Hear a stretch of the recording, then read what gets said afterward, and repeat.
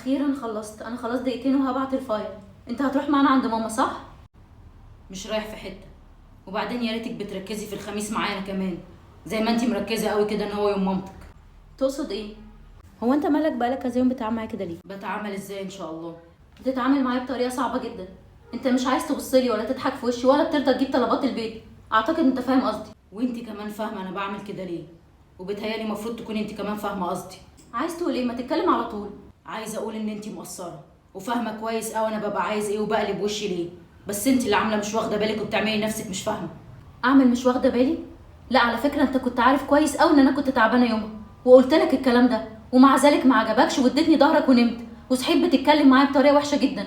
وعلى فكره انا كنت مستنياك تطبطب عليا وتقولي سلامتك. ما تحددليش رد فعلي يبقى عامل ازاي.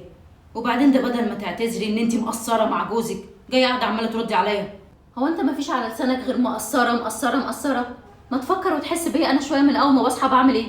بصحي الولاد عشان افطرهم واحضر اكلهم واوديهم المدرسه واجري على الشغل بتاعي عشان الحق اجري اروح اجيبهم بعد المدرسه واجي اذاكر واغدي واودي تدريبات وارجع بالليل استناك ترجع.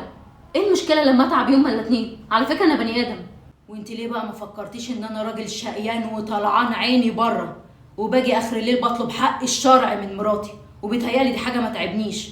ولا انا راجل بسباص ولا انا عيل مدمن من بتوع الافلام. انا بطلب حلالي من مراتي.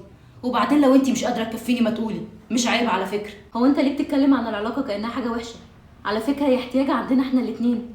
هي الطف حاجه ممكن تقربنا من بعض. بس انت بقى فكرت تسال نفسك انا بحتاج ايه عشان اقدر اقدم العلاقه؟ انا الحمد لله مكفي بيتي اكل وشرب وطول الوقت عايزك، وانتي اللي بتتهربي مني. انا بحتاج ان انت تسال عليا، تهتم بيا، تسمعني كلمه حلوه تحسسني ان انا موجوده. ده انت كل مكالماتك الو الولاد فين. طبعا كلمه ازيك وعامله ايه دي ما بقتش ليها لازمه. وطبعا كلمه بحبك ووحشتيني ده خيال انا محلمش بيه. اللي اسوأ من كل ده ان معاملتك الكويسه ليا مربوطه بالعلاقه. لو حصل علاقه بينا يبقى ممكن تتكلم معايا كويس. طبعا مش تقولي كلام حلو والحاجات دي، لا ان انت تقولي الو ايه هي طلبات البيت.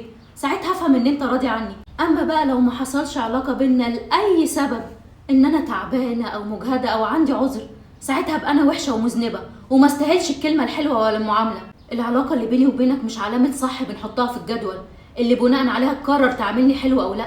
العلاقه اللي بتحصل بينا هي حق ليا وليك ومتعه ليا وليك، ونستاهل ان يكون ليها مقدمات عشان احنا الاتنين نكون راضيين بيها وعنها.